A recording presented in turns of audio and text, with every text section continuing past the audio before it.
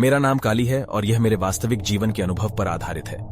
मैं मोरक्को में एक व्यवसायी के रूप में काम करता हूं और 26 जनवरी 2022 को मुझे नाइजीरिया की व्यापारिक यात्रा पर भेजा गया। मुझे वास्तव में दोबारा यात्रा करने में कोई दिलचस्पी नहीं थी, लेकिन मुझे करना पड़ा।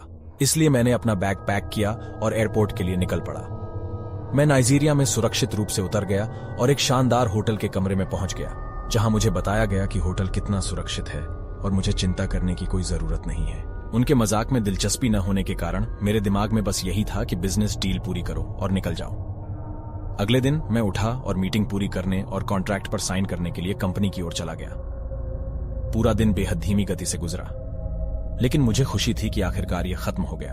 अपने कमरे की ओर बढ़ते हुए, जो ग्राउंड फ्लोर पर था, मैंने अपना कार्ड ताले पर स्वाइप किया और अंदर चला गया और अपने पीछे का दरवाजा बंद कर लिया।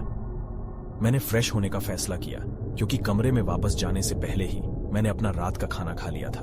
जैसे ही मेरा काम पूरा हो गया, मैंने अगले दिन जाने के लिए अपना सामान पैक किया और रात 11 बजे तक सीधे बिस्तर पर चला गया। 28 जनवरी को घड़ी में सुबह के 3 बजे थे। उसी समय मैं उठा और शौचालय का उपयोग करने का निर्णय लिया।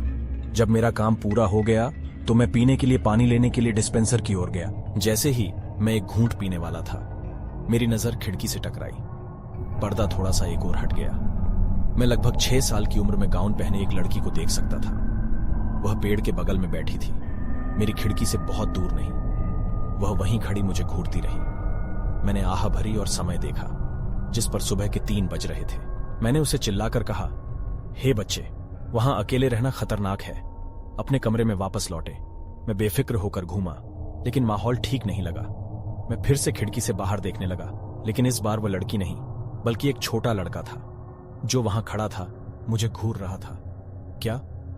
मैंने खिड़की का शीशा पकड़ते हुए फिर से चिल्लाते हुए शाप दिया, बच्चों, मजाक करने के लिए बहुत देर हो चुकी है, अपने कमरों में वापस जाओ। गुस्से में मैं जाने के लिए मुड़ा, लेकिन तभी मुझे याद आया कि मैंने खिड़की खुली छोड़ दी थी, और जब मैं उसे बंद करने के लिए मुड़ा तो हांफते हुए मेरी आंखें चौड़ी हो गईं। मेरी त्वचा पर बाल उगाए और मैंने जो देखा, इस बार यह एक कुत्ता था। यह मुझे सामान्य नहीं लगा। उसने बस एक ही स्थान पर खड़ा होकर सीधे मेरे कमरे की ओर देखा। डर के मारे मैंने खिड़की बंद कर दी, उसे बंद कर दिया और डर से कांपते हुए, अपने कंबल से खुद को ढकते हुए वापस अपने बिस्तर पर भाग गया। मैंने अपनी सांसों को नियंत्रित करने की कोशिश की, लेकिन डर के मारे मैं बेहोश हो गया। मैं सुबह 8 बजे उठा और तैयार हो गया, क्योंकि मेरी फ्लाइट 10:30 बजे तक उड़ान भरने वाली थी।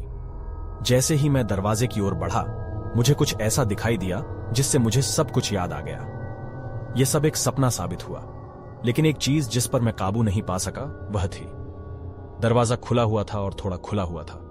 मेरा दिल डर से धड़क उठा। मैंने अपना सारा सामान चेक किया और पाया कि कुछ भी गायब नहीं था। मुझे याद है कि बिस्तर पर जाने से पहले मैं अपना दरवाजा बंद कर लेता था, लेकिन क्या हुआ?